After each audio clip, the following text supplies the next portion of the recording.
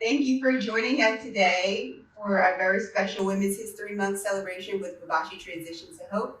I am Nafisa Houston, Director of Programs. And my name is Keisha Gambadon Howe. My pronouns are she and her. I am the supervisor of prevention and education. We are so honored today to have Dr. Rashidah Abdul-Khabeer, our activist and founder of Babashi Transition to Hope, alongside our president and CEO, Sebrina Tate. And today we're going to have a discussion for Women's History Month. I just want to say that I'm happy to have you both here. It's very fitting. The conversation is long overdue. Yes. And so thank you so much for joining us today. And so we're going to dive right in. Our first question is for both of you. Give us a little bit about your history, your background, and what got you here. What are you doing now? Well, for me, my background actually is a nurse. I started off literally as a nurse many years ago. I won't even tell you the date, but was involved in advancing in nursing. I had expected to be the president of Einstein Medical Center's Division of Nursing, and I was on the road. And then things kind of went sideways a little bit. There were other infections that were occurring, and I took studies and became an infection control practitioner and managed the hospital infection activities that are going on. And in that role, came right up against HIV. And at first, it was just helping the staff, the medical staff, actually learn how to care for people who were coming in, and making sure that there was no opportunity for them to reject the care simply based on the fact that it was an infectious disease, given that people that come into the hospital have infectious diseases. Most of them get diagnosed in the hospital, so it's not as if you know. And so really assuring them that the various activities that they were already trained to do in terms of infection control were simply appropriately implemented. And so from there, it became really clear that while the cases that were being diagnosed across the country were gay white men, and two of my first patients were gay white men, there came a young African American. He was 21 years old, and he came in for kidney failure. But in the course of other diagnostic workups, he was determined to be, at the time, HTLV3 positive. And the way he was cared for, one, stressed me tremendously. And two, the fact that he did not understand because of his lifestyle. He had been on the streets for many years. He had been a sex worker, involved in drugs, and so had not completed high school, so was limited in his education. The doctors came in one morning and literally on rounds and said to him, your kidneys are shot. You have to take dialysis. You have AIDS. She'll take care of you. And they, all five of them, walked out of the room. And he asked me, what did they mean? What were they saying? And so, I'm trying to explain what dialysis is going to be. We're going to put your blood basically through a washing machine and clean it out. I said, but as far as AIDS is concerned, it is a disease of which we have no cure. And at the time, African Americans particularly only lived 9 months once they were diagnosed. And over the course of the year, not only did his kidneys fail, but he had other natural, disasters in his own immune system, and he passed of AIDS. But it was the way he was cared for, the unwillingness to actually explain what the disease was, what it might mean for him, and the assumption that, well, you're going to die anyway, so why bother? That really altered the course of my entire life. From there, I would try to manage as much as I could being in the institution, but the city decided it was going to set up an AIDS unit. And because I had done work in infection control, infectious disease for so long, Dr. Sherrar, who at the time was head of infectious diseases for the city, called me and said, we saw that you wrote these policies for caring for people with HIV in the hospital. Would you come down and work with us in developing this AIDS unit? I had consulted with the CDC before, and I thought, yeah, I'll go. I went. And we established the AIDS unit. We brought people from different city health department components in to create the unit. And develop prevention messages and outreach education. And that was all very well, but it was within city systems. So for example, I know it doesn't exist anymore, but the Philadelphia nursing home was a place where I was assigned to establish an AIDS care unit for the indigent with HIV, those that had no place to go. And that brought me in contact with the unions and union workers, and are we going to get hazardous duty pay? And we say, that'd be no. But what we will do is assure that you have all the protective garb that you need, gloves and gowns and that sort of thing, that you receive routine education around prevention, and that was my assignment. So for about 2 months, I had a room there that I stayed and worked with the staff all through the shifts and until that got sort of started, really well.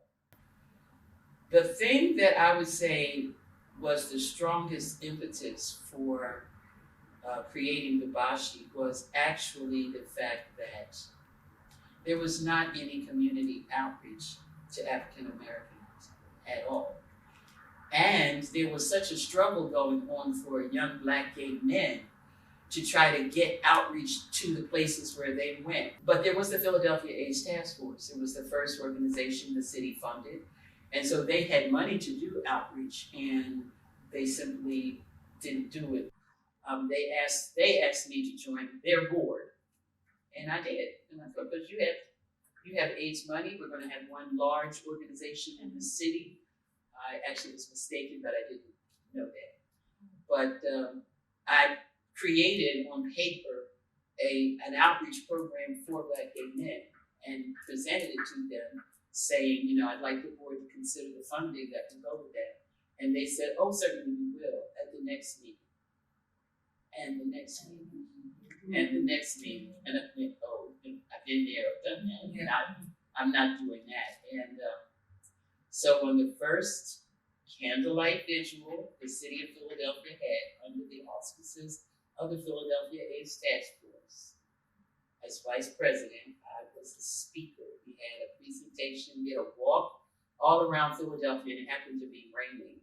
And so we had Black umbrellas and white umbrellas and the number, how many people with AIDS. And then at Love Park, we were going to talk about why people needed to contribute, what the impact of HIV was occurring in the city of Philadelphia. And then it was my turn. And so I gave a speech. And I laughed because in the end, they referred to it in the newspapers. The Philadelphia Gay News referred to it as my Malcolm X speech. I then talked about the fact that I learned about discrimination in the gay community that I had not anticipated. So you all are outsiders, or considered outsiders in the community. How can you have an outsider outside? That I couldn't comprehend. It was intolerable. These are human beings. You all meet them at the club. You party with them. You take them home. Yes. We went through the whole, I went through the whole thing to really bring home the idea. And then when you're done with them, you trash them. That is not happening here. And on the spot, everybody else had their white candles, and they had lighted their white candles. And David Fair, who was my partner, went to Wanamaker, so you know how long ago that was, and bought a large Black candle. And I lit this Black candle and said, no more, no more. And I told people, I'm here, I'm resigning effective immediately.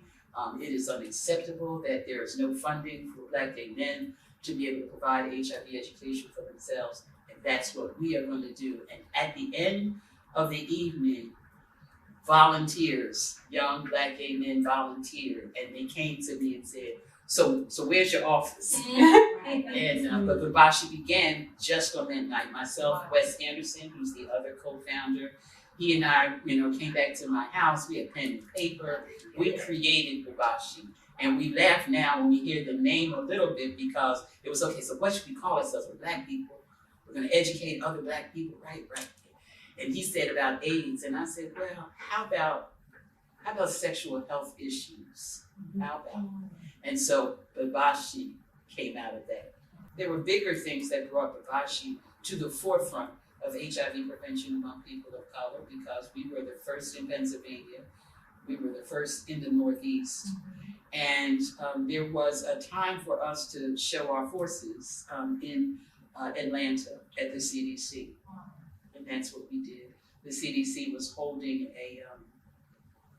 a forum called HIV in the Black Community, and they put it in the monthly morbidity mortality report. And we're calling all the state HIV prevention, STD prevention officers to Atlanta to talk about it. But there were no Black people invited. So phone calls went out. And Black people from all over the country, 1,000 of us, went to Atlanta and broke up their meeting and said you cannot talk about HIV, prevention, death, anything without talking to us about it. And from that came the National Minority AIDS Council. So history unfolded. And because there were not that many organizations nationally doing anything grassroots level, quite naturally, if they heard about Babashi, they were like, well, can you come and talk to our people? And so as a result of that, I left Mountain. I went to 48 states and talked to people in communities of color all across the country to say, you don't need to get permission to take care of yourselves. And now to see Babashi just drop to the, you can tell us where we are now with all of that. Wow. So much of what you said like resonates with my spirit. Because one, I knew Babashi because I went to school in Center City. Oh, okay. On Arch, 15th and Arch. And my principal of the school was HIV positive.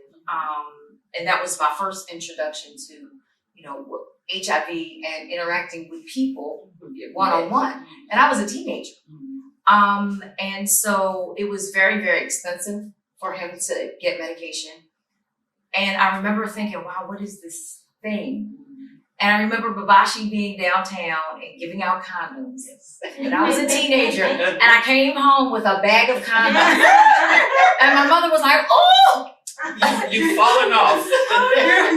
You need so many. Yes. And I said, well, Mom, I got this as a precautionary measure, but for my friends who have sex, I'm going to make sure that I keep these condoms. That was my right. But coming here, I had absolutely no idea that I was going to walk into COVID. Oh yes. Right? And so it seems like, although COVID impacted everyone, I mean, absolutely everyone.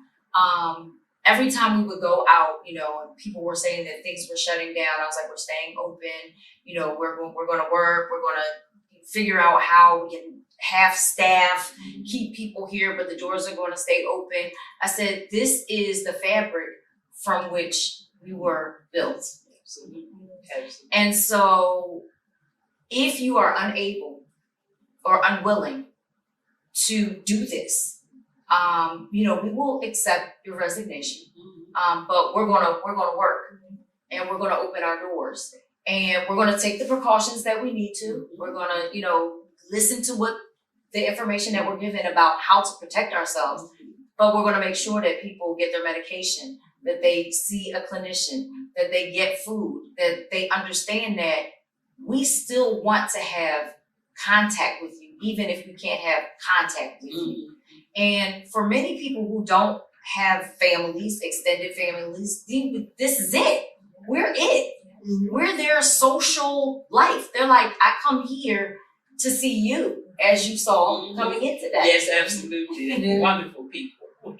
They love us. Yes. And so when all the other AIDS-serving organizations, and this is not a slight to them, but they closed their doors, we were like, we're going to find a way to stay open. And we served through the pandemic. And every time I speak, I say that this is part of the fabric from which we were built. We were made for this. And even in that, we were amongst the last to get the vaccination. And I remember speaking like, you're vaccinating people who are at home. They're working from home. They're not coming into contact with people. We have contact with people every day. Why don't we have it? Why aren't we on the list? So the advocacy never went anywhere. It continues to be monkeypox, same thing. Yes. When you talked about your Malcolm X speech, we were at a press conference and they were talking about the spread of monkeypox and who was most at risk. And, all these other organizations in the city had the vaccination and we didn't.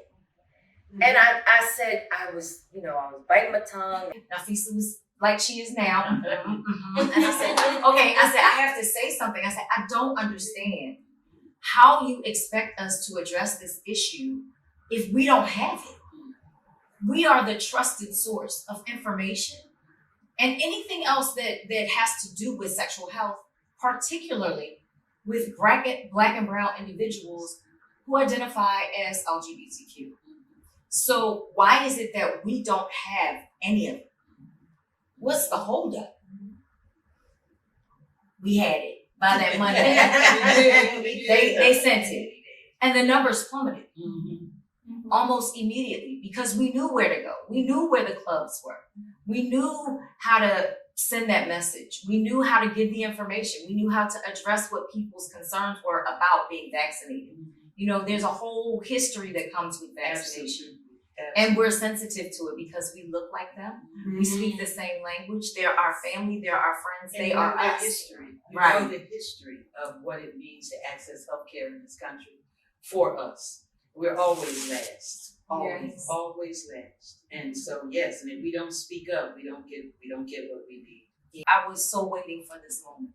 And I really, really am trying to not get emotional about it. But I had a conversation with these two young ladies and I said, I hope that that we don't look quite the way you probably envisioned us to look. I bet you do. But we are really, really committed to make sure that that your legacy is living strong. I appreciate it. Every time we do something, we're like, this is it. This is it. When people clap and they say, oh, you guys are doing, when we go places, it's infectious. Yes. Like when we go somewhere, people are like, Babashi, you're here. And it's because we love what we do. We don't, the people that nobody wants to touch, the people that nobody wants to hold, the people that nobody wants to listen to, we're like, we're here. Come on in. I feel like that actually is part of the foundation, like you say, is the fabric, the foundation of we are our brothers' keepers. Yes, because they're our brothers, they're our sisters, and we really can't get around, not taking care of them. When we look at the history of all of the health issues that impact the community, we have to have a trusted source. And Babashi is very well known. Yes. You all have done an excellent job. I want you to know I was asked to speak at another event, and the gentleman who introduced me was reading, they do that whole bio reading, and Dr. Rashidah did this and this and this and this, and then he went, oh my goodness, Babashi. I know Babashi. Yes, you're the founder. Oh my God. This is what I used to do. So you all have done an excellent job of holding it forth. I really appreciate it. I do. I love it. I think that, being able to stand firm in the community and to adopt as many things as you've taken on your closet and your pantries and, the pharmacy idea, medications and all of the things that make it possible for people to live. It's just so important. I get that often too. Like, Babashi, doesn't that stand for? I'm like, yes, that's us. It did. You guys are still around, we're still around. Yes. We look a little different. We still do much of the same work, but we're so much bigger. Yes. We've expanded in so many ways because we just kept our ear to the ground about what the community said their needs were. And that's what we're supposed to do. We evolve. That's all. You change it, you evolve. Personally, being a person who was afforded many educational opportunities in various ways, and we don't have to go that far back in history, it'd be so desperately dark. But one of the things that was important to me was opportunity. And so everyone who came when we got funding to work for Wabashi, I asked for 2 years of their time. If you work for me for 2 years, I will teach you everything that I know about patient care, about the history, about how you manage, how you interpret what Black medicine needs to look like. And if you did that, you can go anywhere after that. When David and a few others and I came together and created the AIDS Activities Coordinating Office, who were the first staff members? People from Wabashi. Wow. People from Wabashi. And they were the first staff. They rotated out until they had full staff there, but they were Wabashi people. They made me happy because we were able to create a public health appearance of Black people in Philadelphia. Not behind the scene, but in front of the cameras, so that was big. I loved it. And I still operate with that philosophy that you've got to be shown. So I share what I know, you run with me. Because I'm okay. I'm sitting down now. Yeah. Often people will say, well, you give so much, they're gonna leave. They're gonna leave the people in this room. I mean, because this is my team. This is who holds me. I can only do so much. Right. And I'm like, you give them so much, they're gonna leave. And I'm like, maybe they're supposed to. Like, I believe they have my phone number. They can call me. We will be in contact, but we're not supposed to stay here. We have to go out. We have to spread the word. We have to be in different places. We have to grow. We have to learn. I don't know how long any of us will be in this space. It works in this moment. We've done a whole lot of great work. But at some point, we have to elevate to the next thing. And so, one of the things that when I came, I said, I don't understand why we don't have financial literacy, why we don't have retirement for our employees, why we don't have the things that other people and jobs and professional environments have for our people in our company. So we're going to start with that because we want people with education and fire in their belly for the people that we serve to come here. They can't do it if they can't make a living. Right. Obviously, there's not a whole lot of money. Right. Because the difference, not just in access to healthcare, access to money. When it comes to people writing checks, people aren't writing checks to the Wabashi. They love us. Right. But we don't get people just writing $1 million here, let's sow into this organization. We have to beat the streets. Yeah. It's always been an ongoing challenge. It's a challenge for nonprofits anyway. And then you sort of come down and say, oh, and Black people. Yes. So you talk about O and Black people, O and LGBTQ. Yes. O and housing insecure. Like all the layers of intersectionality. They're like, yeah, those are really the people we don't want to deal with. And we're like, yeah, we got to figure out how we get the money for them. But we are the people to deal with it because we live not too far from where they live, or we live with them. Yes. Their community is our community, so it's not like you don't see them. Right. I know you guys are asking a question, but I want to know how it feels. Because in my mind, I process like, I wonder how it'll feel to come back to your baby. This is your baby. This is your baby. And like, I take seriously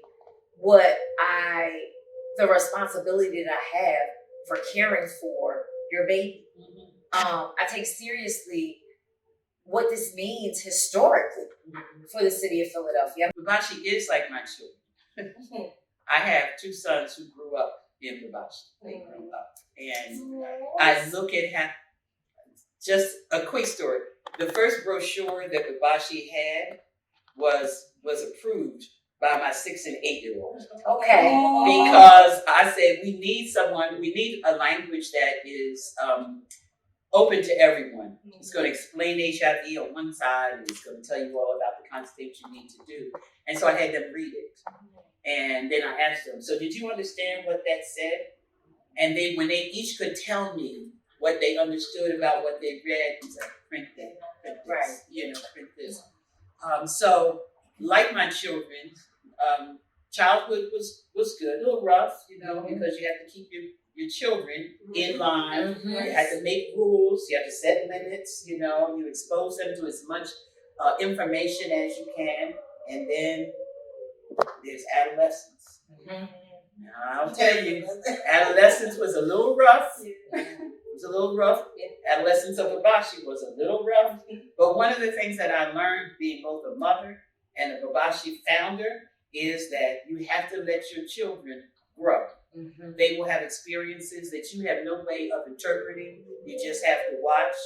If you can give something, give something. But now you're all grown. You're all the way grown. All grown up. And I feel just like with my sons who are now in their 40s, I feel like, oh, go ahead, girl, you did a good job. I did good. And look what they're doing. Look how it unfolds. Look at the stories that are being told about them. And just like with my sons, I'm very proud. I'm very proud to see how well you all have done, keeping the legacy alive and keep the caring of the community on the forefront. That is what for me is so important. And that you grow the next generation to be able to step in when you're ready to pretend to retire. I was going to shift gears a little bit. You are saying some amazing stuff, very impactful, gave me emotional inside. I wanted to know how you all stay grounded when you face adversities as women in leadership. For me, I'm a person of faith. I'm Muslim. I live my Islam every day. And one of the primary tenets is that there is nothing that happens to you that is not intended by God. And so the adversity may seem challenging and painful for a moment, but when you stop to use your faith and you pray, what happens is you come to realize that the adversity was designed to make you stronger. Yes. So in the face of adversity, you gain strength. In the face of other challenges, something else is for you to gain. People say bad things about you, you go, ooh, I'm so hurt. You talk bad about me. And then you go, and how much of that is important? Right. If paradise is the goal, then what you think of me really has so very little to do with where I'm going. And so I can just kind of like brush because I have a place to go. So for me, the grounding is in my faith and keeping a focus on whatever I have been assigned. So when we talked earlier about I got the assignment, the assignment was from God. It was never a wonder to me, as I wondered how I would get it done, but I never wondered about the assignment. Right. This is what I'm supposed to do. These are the people I'm supposed to talk to. Well, fine. That's a tough question for me because my leadership was a rough start. It was a rough start. And I too am spiritual. And I tell people all the time, I know if it's precious to God, it's precious to the devil. Absolutely. And I knew that I was precious to God because I was under attack. And in Christianity, it says, that the devil seeks to kill and destroy. Not like mess with you, right? Not step on your toe, but kill and destroy. And they came to kill and destroy. The things that were said about me were just the most hurtful. And I prayed a lot because I was like, well, wow, would you put me here and take me through this? But I did. My team, I am very, very clear that I can't do it by myself. And I said, I need you all to hold me because I can't do this by myself. I know that there's something I'm supposed to do. I don't necessarily know what it is, and I don't know why. But I'm going to trust that we're going to get to the other side of this. And I had to earn my respect. I did. Because they're just like you, who's she? Where'd she come from? This is not her arena. This is not what she knows. I came from a children's background. She's a newcomer. We don't know who she is. She thinks she's cute, you know. Yes, right. All of those things. And I said, and I will stand here, and you will see and respect me. And the people who knew me, who saw me, said, "Oh yeah, I got her back. I'm going to lock arms with her. I'm going to stay with her." And it's so funny because all of those people who have left under, I can't stand this place, or I don't want to be here, or I didn't get what I said, we are mission driven. So even when we don't have money, we have impact, and we're going to continue to impact people. We'll figure out the money. Those people come back and say, something you said changed my life, or, just being here changed how I went into my next job. I remain humble because all of this can be gone. I mean, and I will have a new assignment too. But I know that there are always people watching me. And I take that assignment very, very seriously. What advice would you have for women coming up? I mean, you talked about passing the torch and kind of continuing the fight. What do you say to the Nafises and Keishas of the world who are following behind you? What advice do you have for men? I think that's what I appreciate about both of you. You are who you are.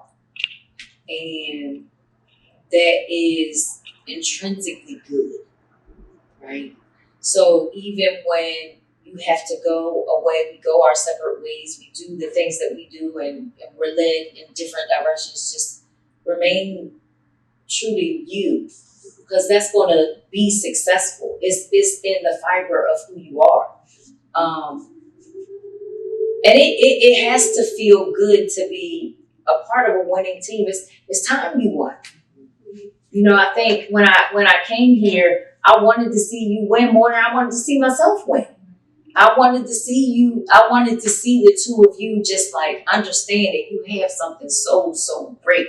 And you were a little bit younger, right? You starting to mature a bit, but you see that in your staff, right? Yeah. You're coming up, and they've each gotten promotions. They're in new positions. They have larger footprint, larger responsibility, and now they're seeing a younger generation come in, and they're like, they think so different, and they, and I'm like, Yeah, they do. yeah, they do. Yeah, they do. Yeah, they do. Yeah. But you are the example of what's to come. You show them what it looks like to be hurt by what they say, because they gonna say it, right? But still figure out what is the message in this for me. Let me take what's for me and let me leave what's not. I would say be firm. One of the things that all of the staff that I've ever had said, you're firm but fair. That's the way I operate. I'm firm but I'm fair. I'm going to speak the truth to you. I'm not trying to hurt your feelings.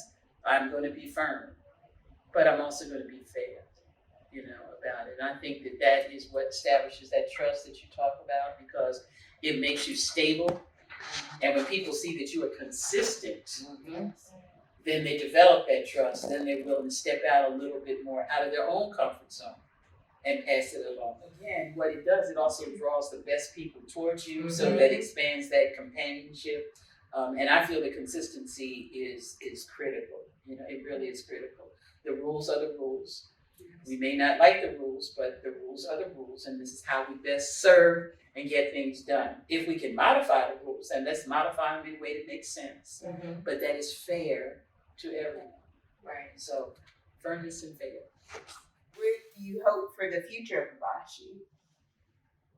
We've done so much. We've reached new. What do you see as the next step outside of just what we have right now? And if I can expand on it, what is something that just keeps you up at night. You see it as this needs to happen. Yes. What can we do around that? That's a tough one. Because Philadelphia has some needs that, I mean, this gun violence for me is like a real thing. And I think it's so deeply enrooted in us in not knowing how to love each other and seeing life as so disposable. And even though we don't work in the arena of gun violence, we do work in the arena of self-love, right? And caring for yourself. Understanding that it's important to know what your health is and all those things. You gotta have some self-concern. We've seen a lot in terms of mental health. The deterioration of the mental well-being of our clients is, I mean, you could just see it every day. I see sicker and sicker people, and we haven't had the opportunity to treat in that way. Of course, you know, I want our health center to grow, but I see that as already done. I mean, right now, there's no limits. Our new space, we have more exam rooms, and we're attracting more and more people who want to come and work for us. So I would never say that that's over, but I want to be able to treat the whole person. So having them understand, you got to deal with your mental health so that you can stay on your physical health. And that comes with loving yourself.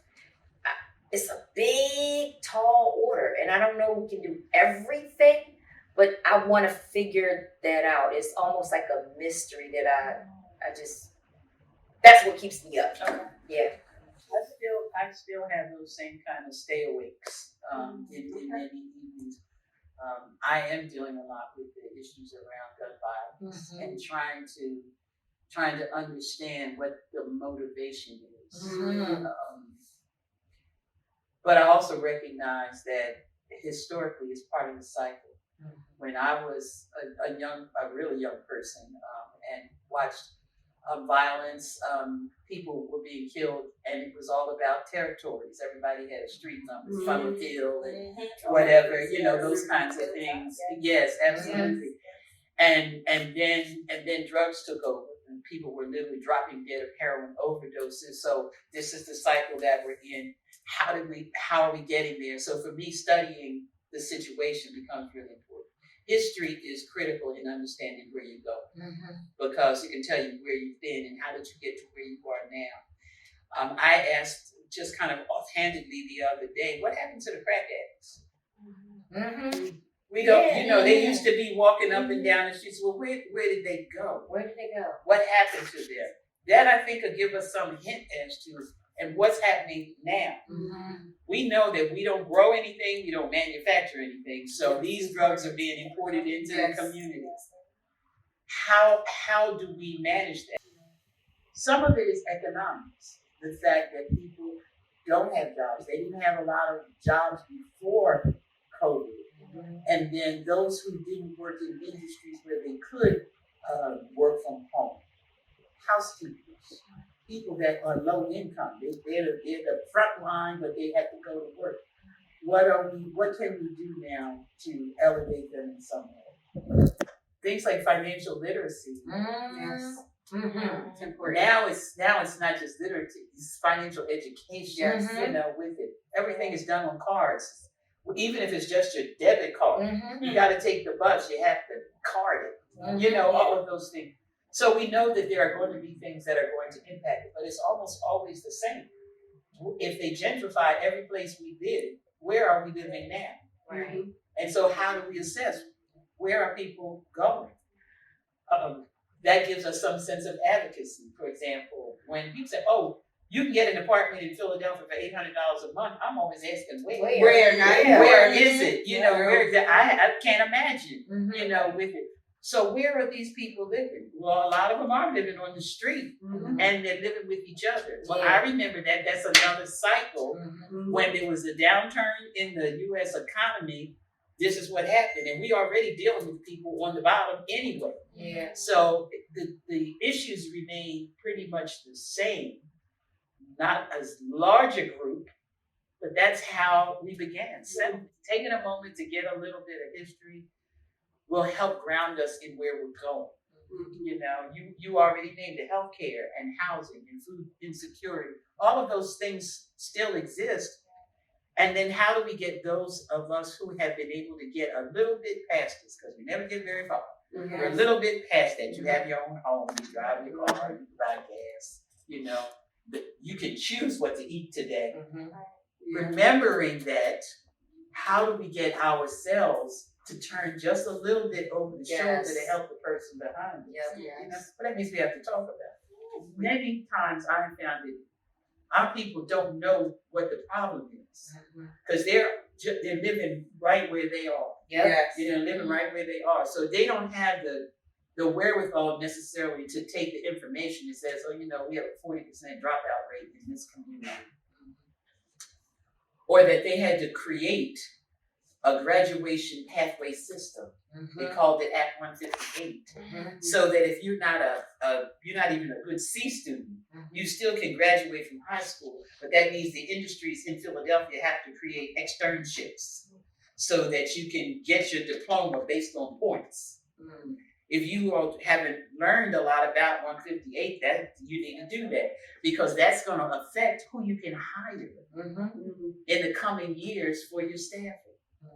How do we get young people to go to school who can't afford the scholarship? They can't afford money. They need scholarships and grants. I learned on Friday that an example is the Philadelphia Foundation has 350 scholarships available. You have to apply for it, and they've not been able to get rid of more than 100. Many of the foundations I learned actually have scholarship programs. We don't know about them, but understanding the references of where people can go. What's the next step? Because you have young people who come here. Right? We have young people that work here. Who we encourage to go back to school all the time. So we've got to have a little bit more information to help them get into the next round. That ends up being the next step. The next step is, how do we get another group up the next step? That's all we can do. You know, really, it's still gonna be hard work. But then people will say, "Oh, did you know she used to be a Babashi, and she did thus and such, and this one owns the supermarket, has the boutique." You know, those kind of things that we have to encourage each other to do. And there'll be stumbles, but you know, we get up, dust your pants off, and keep it moving. Sky's the limit, though. I think sky's the limit for Babashi. Much like the story you told earlier, when I came, I think we were probably 3.5 million, and we've more than tripled that.